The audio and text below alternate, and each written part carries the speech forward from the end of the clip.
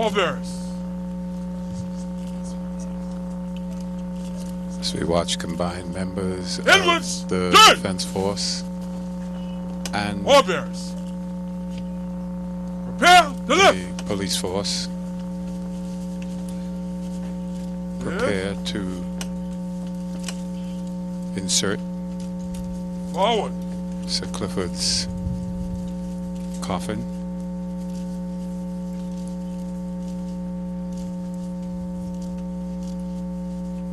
into the mausoleum. We also see, as we watch the members of the police and defense force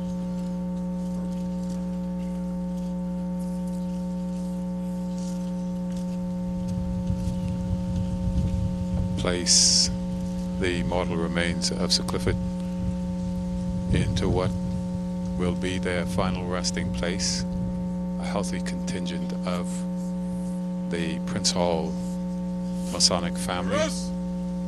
Onwards. Good. And so we imagine they will have a ceremony as well. March.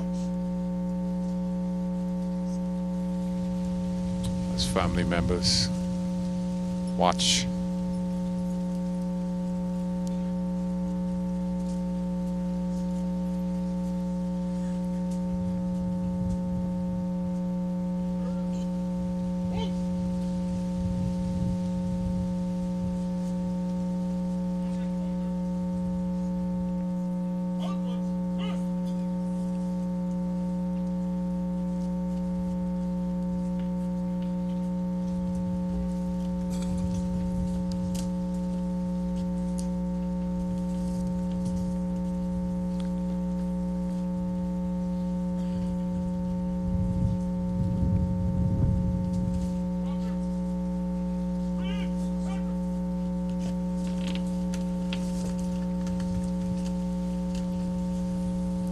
as we look at my good Lady Darling.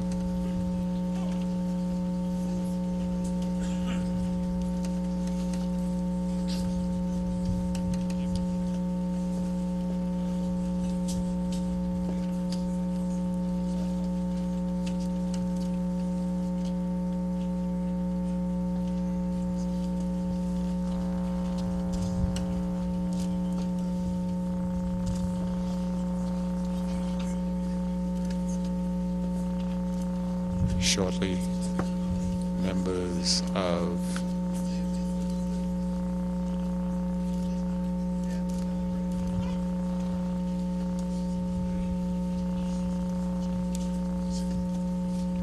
the cabinet, but before we get to that, Prime Minister, the Right Honorable Hubert Ingram, presenting the flag that draped the coffin of Sir Clifford to his widow. My good Lady Darling, she whispers words of comfort to other members of the family. Mrs. Ingram doing the same.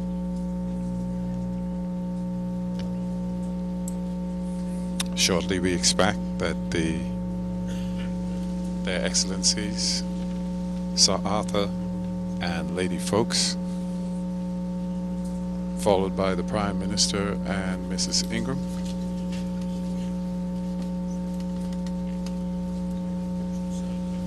the immediate family, cabinet ministers, members of the Senate, members of the House of Assembly, and government officials will take their leave. Again,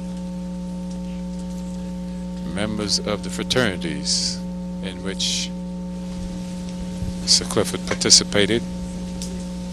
That includes the Masons and the Elks.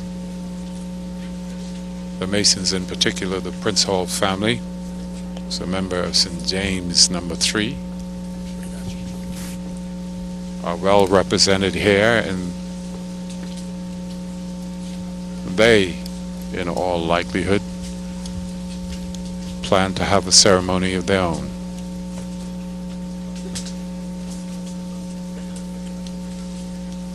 But the mortal remains of Sir Clifford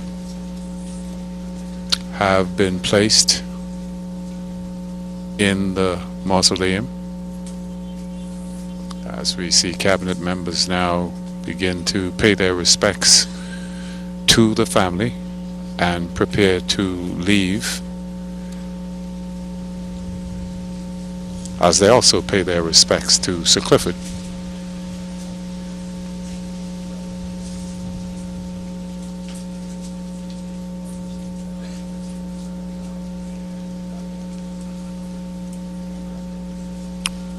Minister of Tourism, Senator Vincent Vanderpool Wallace, paying his respects.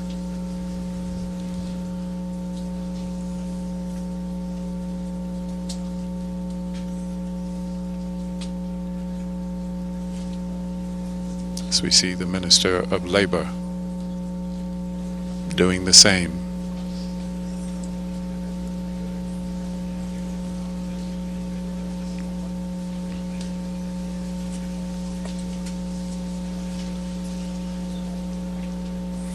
Again, this committal service here at the Western Cemetery. Reverend T.G. Morrison, Reverend Leon Johnson, the Reverend Dr. Carolyn Roll, and a special reading by Deacon Yelverton Cox. The team presiding at this special committal.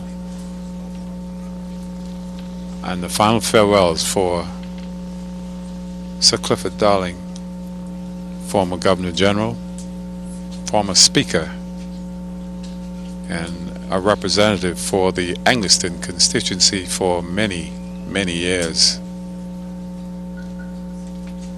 His opposition leader, Right Honorable Perry Christie, paying his respects.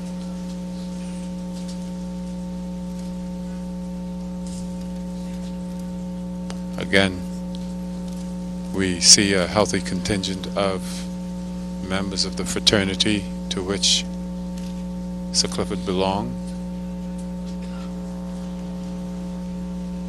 and it is expected that at least the Masonic family will be holding a ceremony of their own to pay their respects, as the President of the Senate is doing on your screen,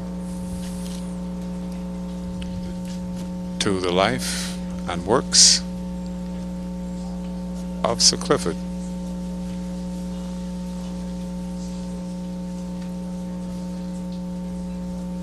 And the Speaker of the House, the Honorable Alvin Smith,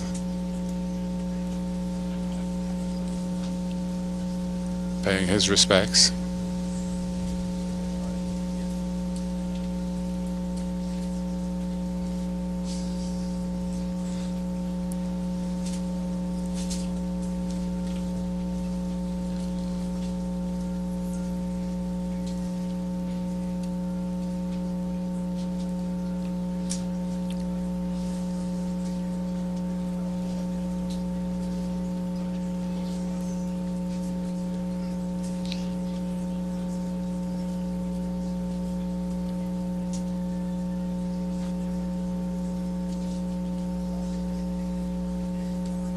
Senator Hope Strawn and Mr. Sidney Colley, High Commissioner to CARICOM, MP for Blue Hills, pays his respects.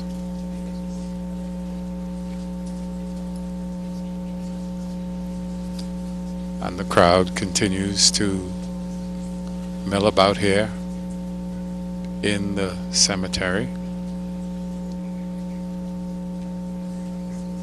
as we expected they would, until it's all over.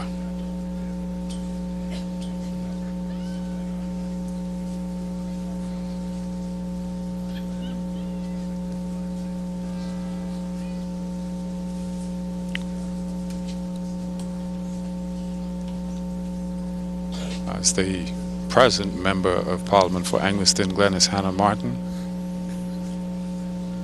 pays her respects to the family of Sir Clifford. We expect again, with the completion of this service, that the officials will begin to leave shortly.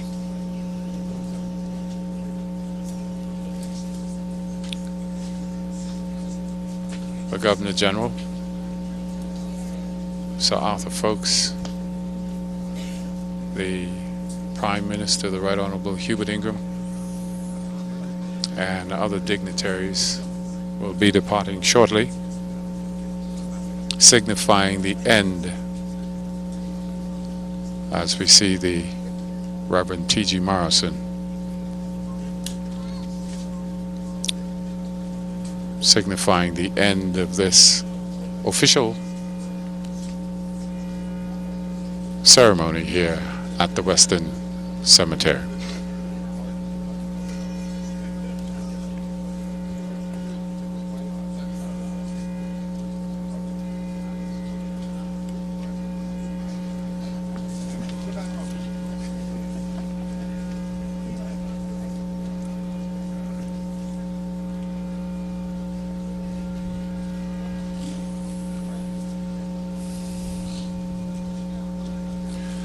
And as the Commissioner of Police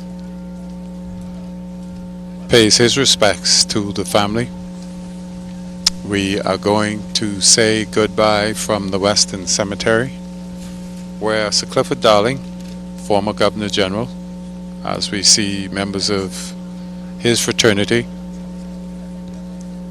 prepare for their own ceremony, has been laid to rest. 89 years of living, a productive and exemplary life for the entire country to see and to emulate. And so, committal service, Reverend T.G. Morrison, Reverend Leon Johnson, the Reverend Dr. Carolyn Roll, Deacon Yelverton Cox presiding. That committal service is now over, and so I'm going to conclude our coverage from here at the Western Cemetery and send it back to you, Jerome. Thank you very much, Anthony Newbold, providing us with coverage there from the Western Cemetery. You would have seen the committal service of now the late Sir Clifford Darling as he was interred there in a mausoleum. At this hour, of course, condolences still being given to Agrid Lady Darling, as well as the members of the immediate family there that we expect will go on for some period of time, as certainly the government and nation reflects on the life and contributions of late Sir Clifford Darling. Paddy Roker is still my guest here in studio. Paddy, you know, we have now seen the burial of 4 governors general. About 33 years ago, me and you commented before the start of this, 33 years ago this month, 1979, Sir Milo Butler, the first Bahamian Governor General, was being laid to rest. And broadcast on ZNS. First live broadcast on ZNS. Sir Clifford would have been the Speaker of the House at that period. Yeah. But so much has changed in our country since then and to now. And you look at men like Sir Clifford, and you look at their contributions. And this, because of the occasion, causes us to pause and to reflect and to remember. And, you know, some of the responses that I've been reading via social media, Facebook, one of the users said that she had learned so much about Sir Clifford from this broadcast, as we all do at times like this when we say farewell to our national heroes. But and every time I have an occasion to say it, I said it's unfortunate that it takes a death, a state funeral, a state recognized funeral, a funeral at a time of reflection, for us to pause, remember, reflect, and in many instances recognize the contributions of men like Sir Clifford. But luckily for us, Sir Clifford had the foresight to put it in a book 2 books, so that 50 years from now, when you're doing your great broadcast from, 50 years? see, where would you be broadcasting? Yeah, from heaven. Heaven. People will understand the contributions this gentleman made to this country, and will understand a little bit more about the country to which he made the contributions, which I think is very important. It's all well and good to say, to do the laundry list as a union leader, a senator, or this or that, but talk about the times in which he was that speaker and the times in which he was that governor general. And I think his books will speak to that for forever. Volume 1 has been published. When can we expect Volume 2? I'm very curious. Don't know. We don't. It was finished, we finished it together, he and I, a number of years ago. And I think in Ace's thing he was talking about funding, which is always a consideration. But in this day and age, when you have the wonderful publish on demand, you don't have to print 5,000 copies all at once. You can publish 10 if you whatever you want. Who knows? Maybe soon. Certainly a fitting service today for Sir Clifford as well, and Zion Baptist Church and all of its splendor and glory. Really gave him a wonderful send-off and a wonderful service. Before we go, I want us to recap something that Pastor T.G. Morrison said that was so fitting in his sermon today, which I think speaks to, or should speak to, the legacy of Sir Clifford Darling. I want us to play that now from the service earlier today. A Bahamas where political prowess, where political ambition, where political aggrandizement is far more crucial than the empowerment of the masses. For rather than to serve, there are many who seek to be served and are dangerously ruthless and shamelessly cruel because of narcissistic proclivities, a neurosis, or simply poor sociality, as some modern social scientists have called it. Is this the Bahamas that Clifford Darling and others like him envisioned? A Bahamas that is becoming more and more politically polarized, that a paralysis is moving gradually, that is stifling, yea, stagnating, oh God, strangling creativity, that is causing us no longer to engage in communal and creative embrace. Because if we are not all of one accord, then we seek to destroy the other at any cost. And when we can no longer destroy them, we start destroying their children. Is this the Bahamas that Clifford Darling envisioned? A Bahamas where so many refuse to work, and those who have a job prefer rather to live by luck rather than earning an honest day's work for an honest day's pay. A Bahamas where conflicts and criminal mindsets, the manifestations of the machinations of evil, are too commonplace, too regular, to the point that so many have become numbed. We have accepted this as normal, but far, far be it from us to accept it as normal. For if at all the bloodshed continues, we will prove beyond any reasonable shadow of a doubt that we are a far cry from civil people. Is this the Bahamas that Clifford Darling envisioned? Pastor T.G. Morrison, as a part of his sermon today, I thought it important, Patty, to remind the public of what he said today.